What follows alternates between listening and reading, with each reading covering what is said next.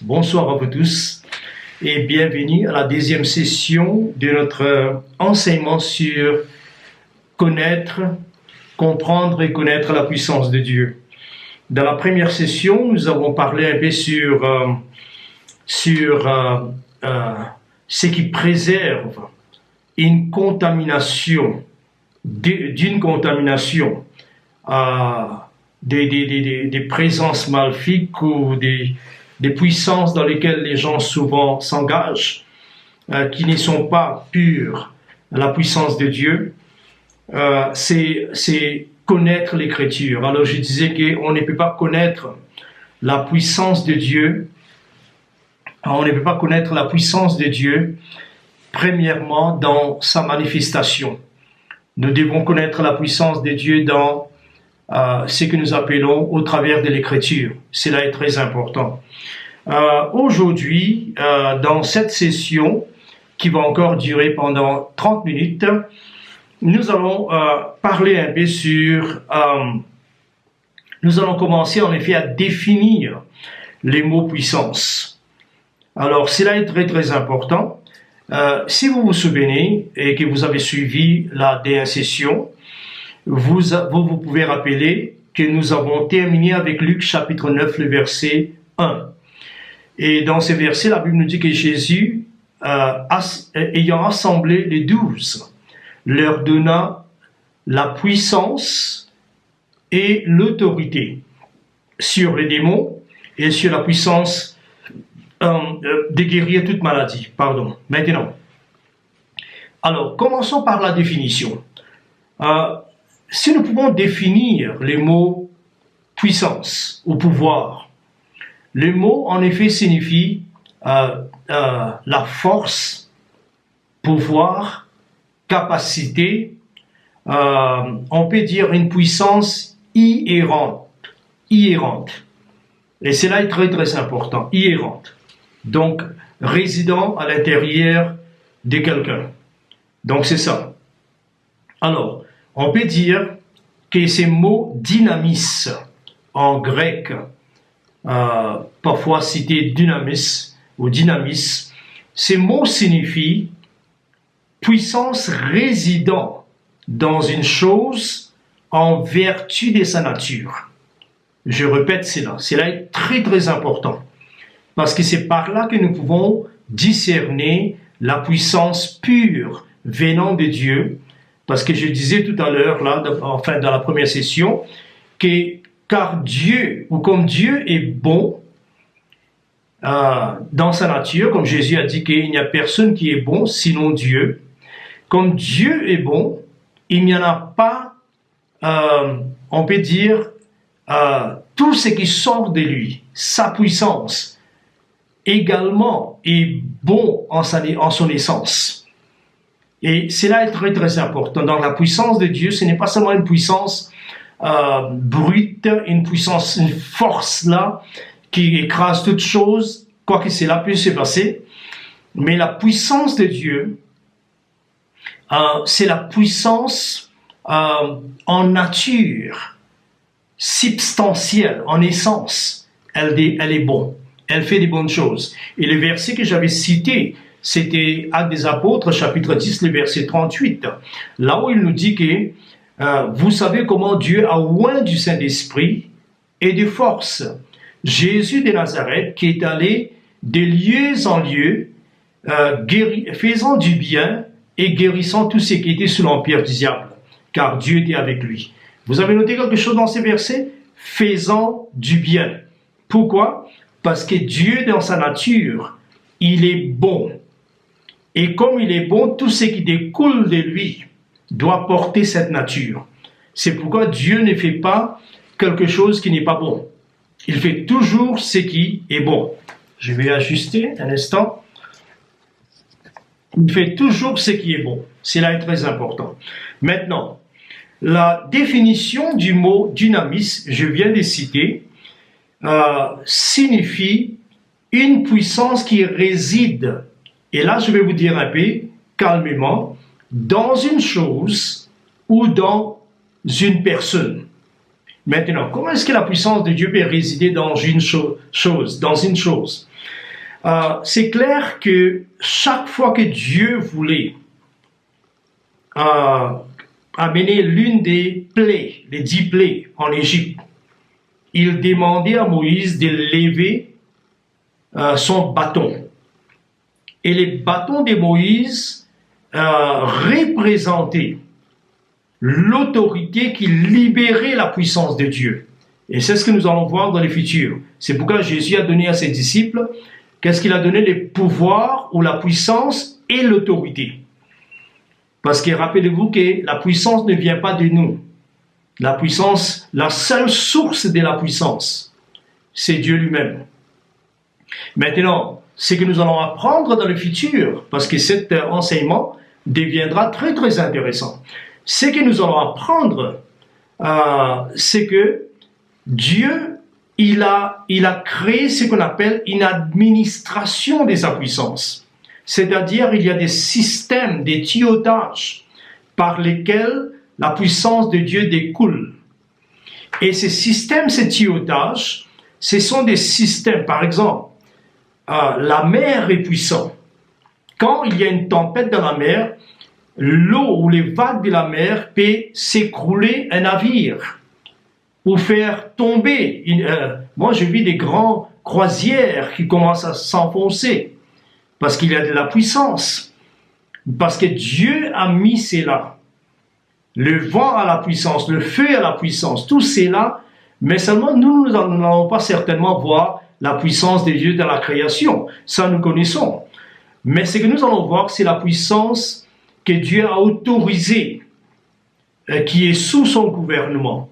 Et comment cette puissance est gérée, et cela découle dans ce que nous appelons, un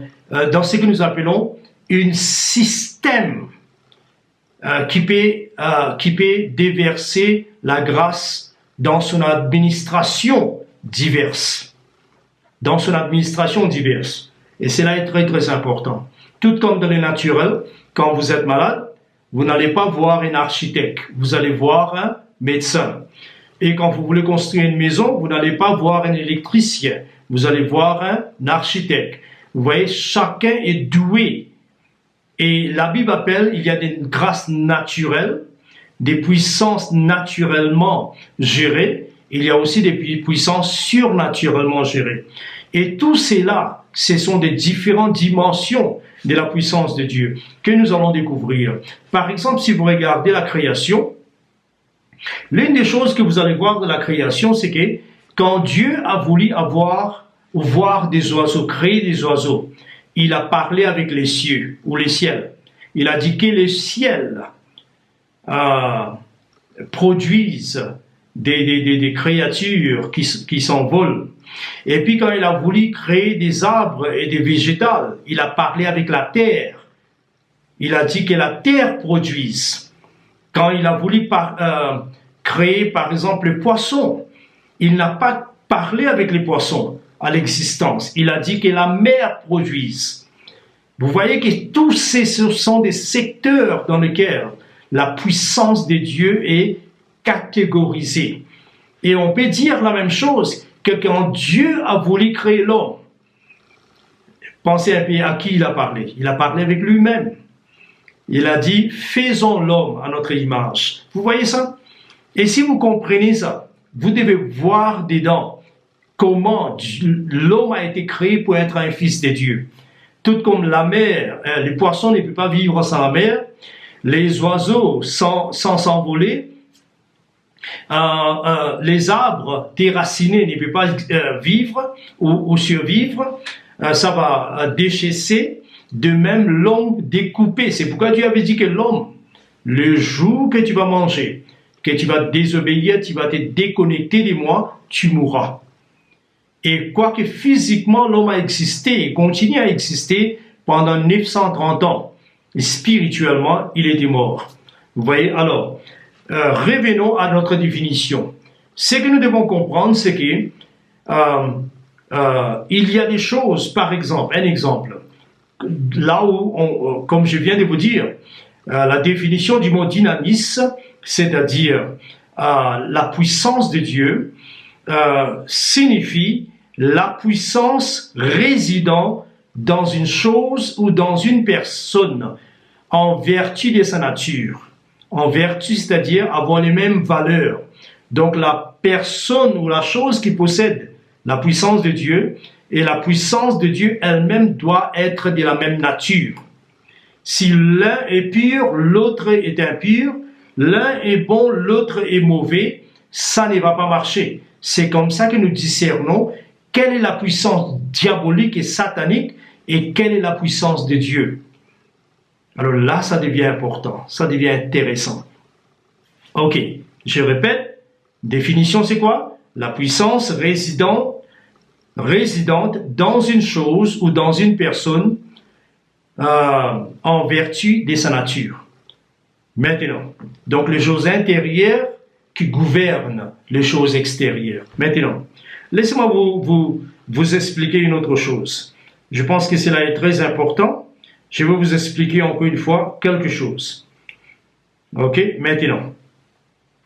La chose que je voudrais vous expliquer ici, c'est que, est-ce que c'est possible que la puissance de Dieu peut s'installer dans une chose inanimée?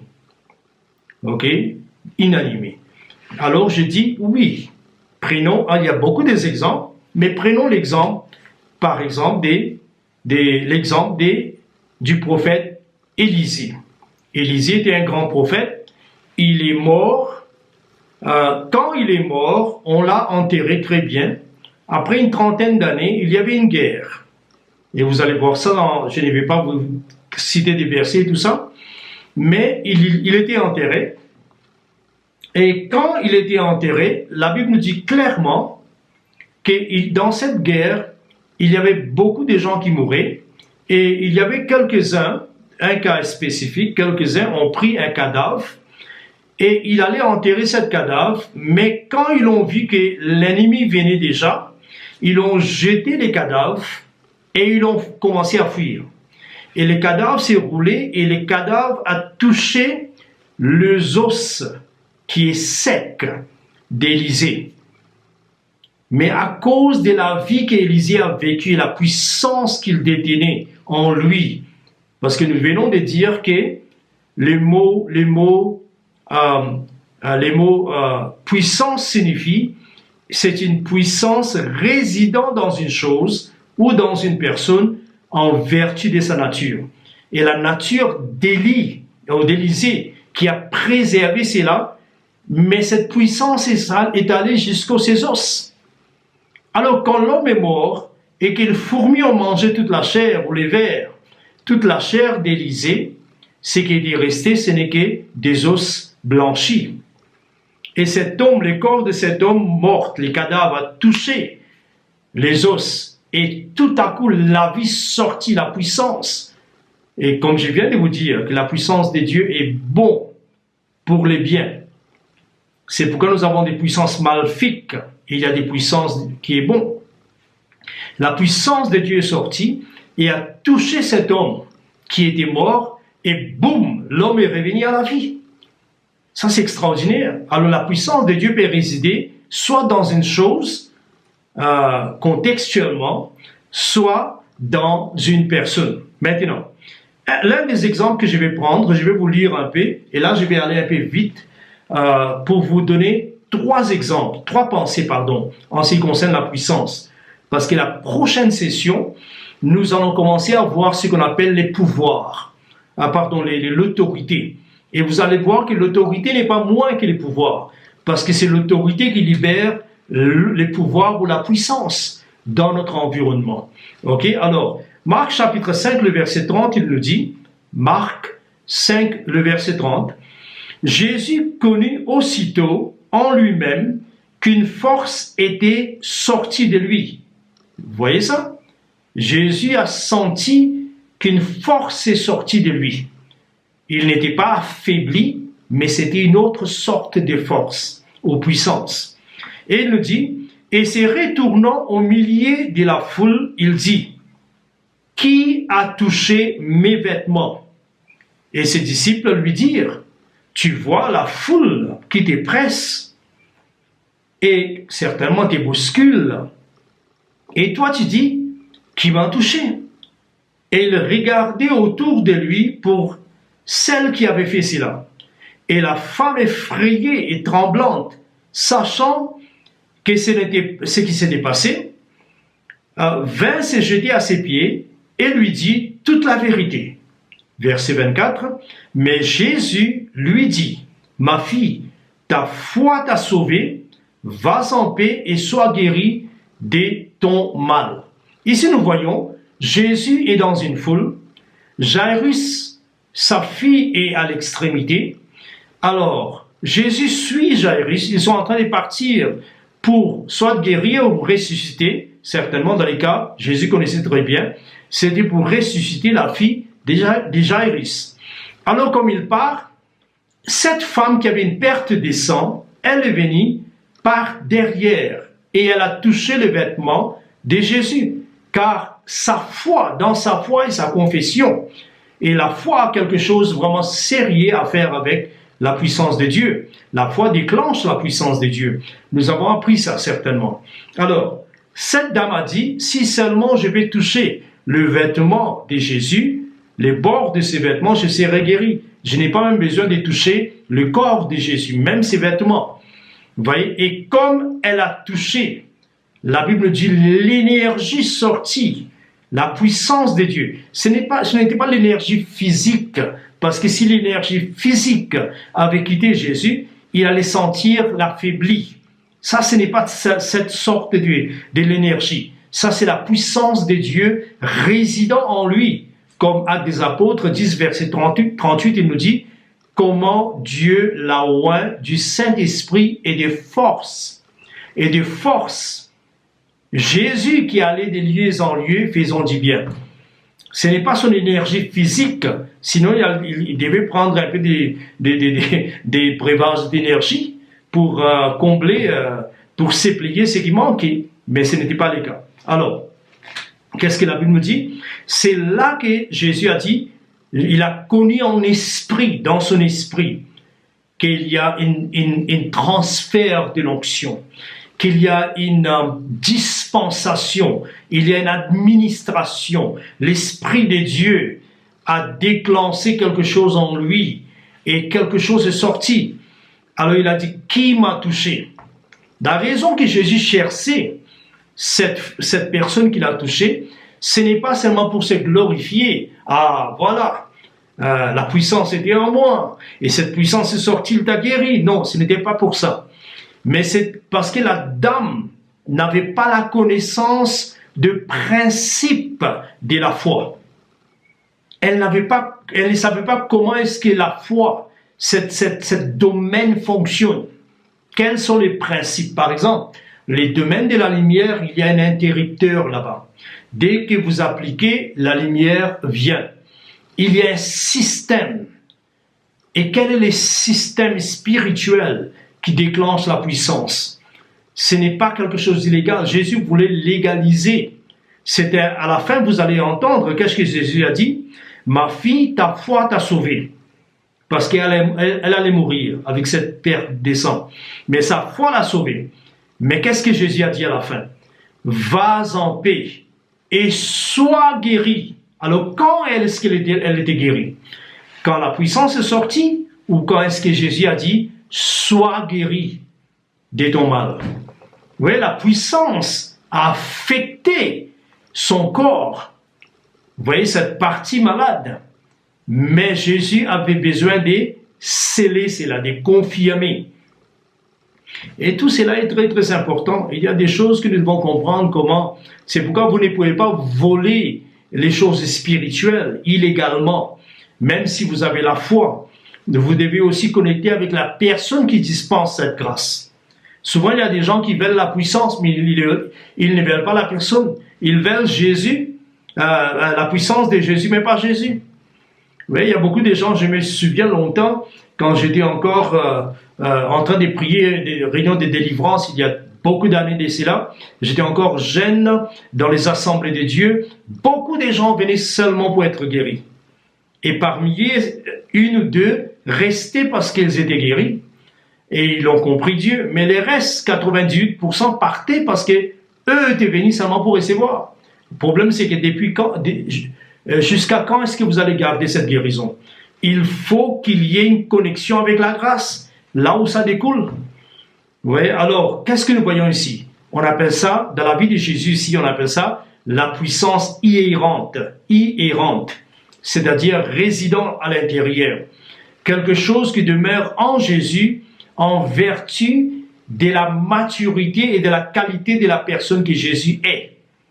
La pureté de la personne. Alors, maintenant, je vais aller un peu de l'avant. Ça, c'est la première définition de ce que nous appelons la puissance. La deuxième, c'est que cette même puissance qui guérit, qui délivre, et là où nous voulons arrêter dans notre définition, et aussi la même puissance qui amène la maturité, la sainteté, la croissance spirituelle en nous.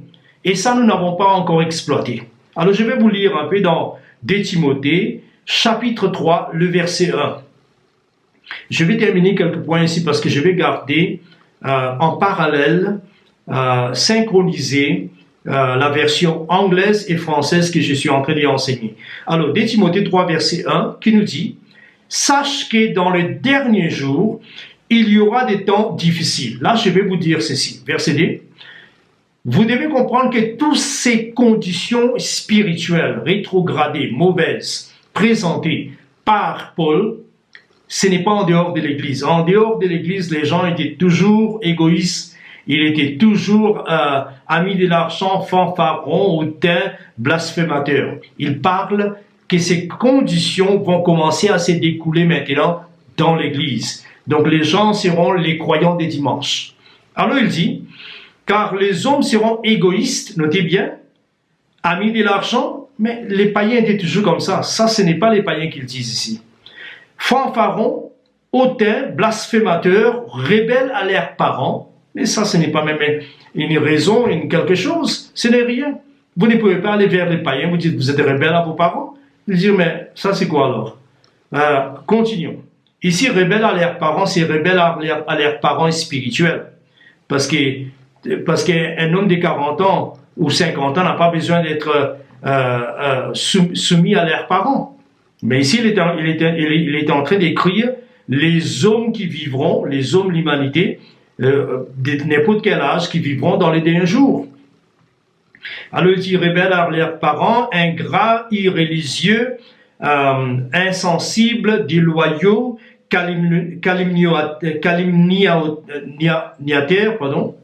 calomniateurs, intempérants, cruels, ennemis des gens des biens, traîtres, emportés, enflés d'orgueil, aimant les plaisirs plus que Dieu, ayant l'apparence de la piété. Notez cette partie bien maintenant.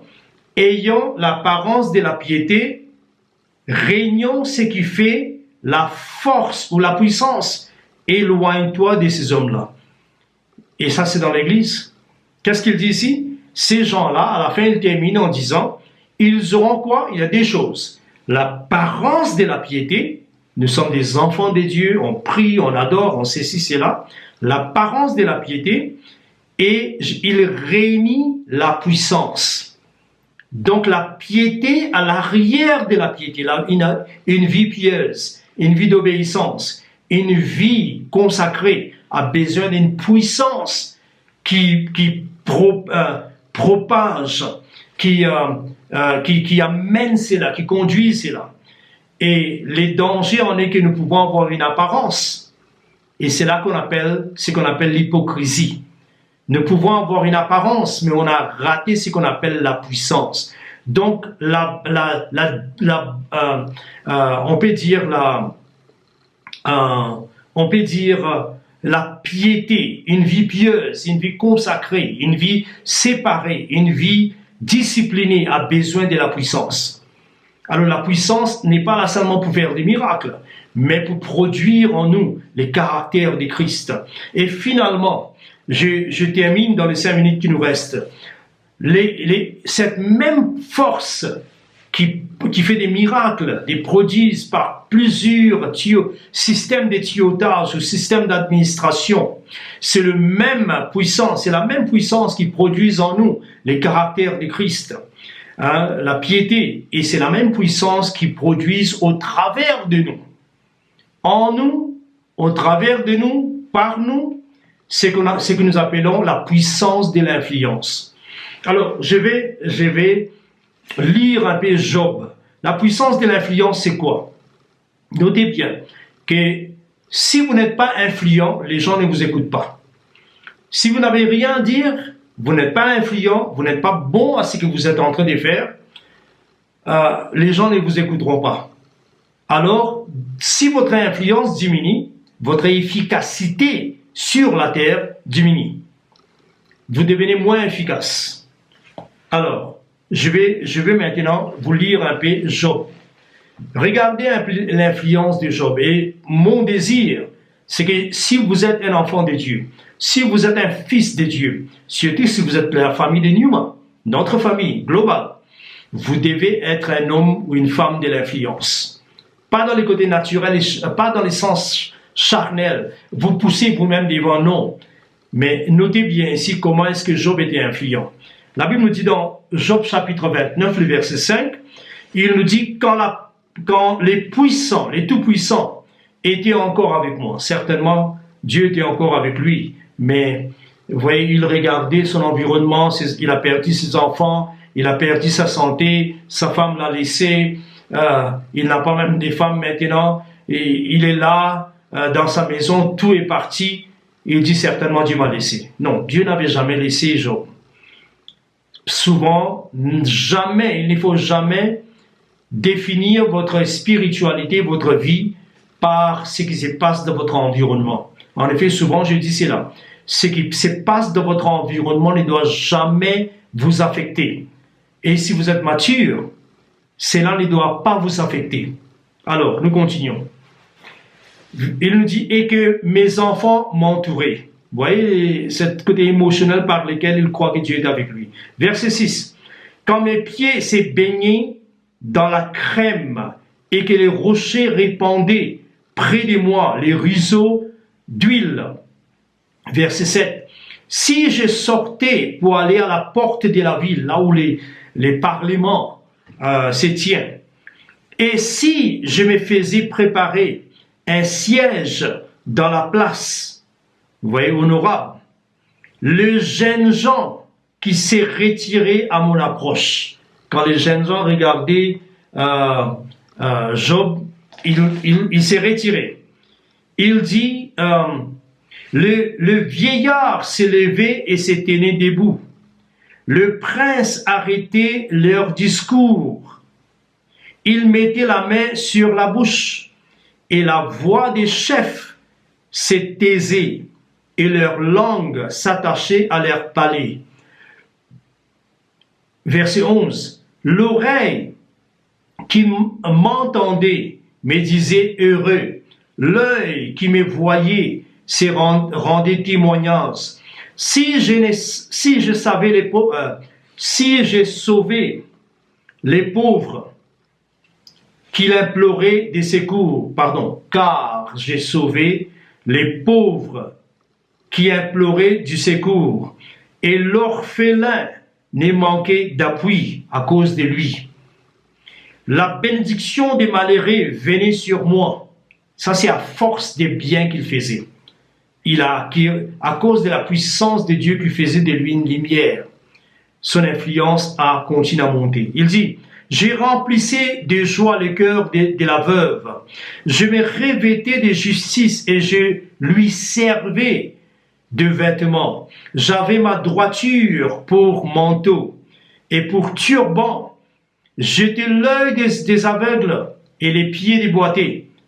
J'étais le père des misérables et j'examinais la cause de l'orphelin. Je vais terminer ici. Vous voyez comment est-ce qu'il est devenu influent? C'est à cause de ce qu'il a accompli. C'est pourquoi nous devons être des gens qui accomplissent des choses. Et en accomplissant des choses, surtout le bien, nous deviendrons influents et par là, nous allons amener Dieu dans la vie des autres personnes. Je termine ici. Voilà les 3 mots que je dis aujourd'hui. Je définis, c'est quoi la puissance? Une force, une puissance qui réside dans une chose ou dans une personne en vertu de sa nature. Et puis, qu'est-ce que je parlais? Je parlais un peu sur la puissance inhérente, vous voyez, qui demeurait, qui est sortie de Jésus, la puissance morale qui a produit les caractères de Christ et la maturité, et la puissance d'influence qui permet que Dieu se propage dans la vie des autres. Je termine là. Que Dieu vous bénisse. J'espère que ces enseignements sont en train de vous aider sur la puissance de Dieu. Et dans la 3e session, nous allons continuer la semaine prochaine. Que Dieu vous bénisse et à bientôt.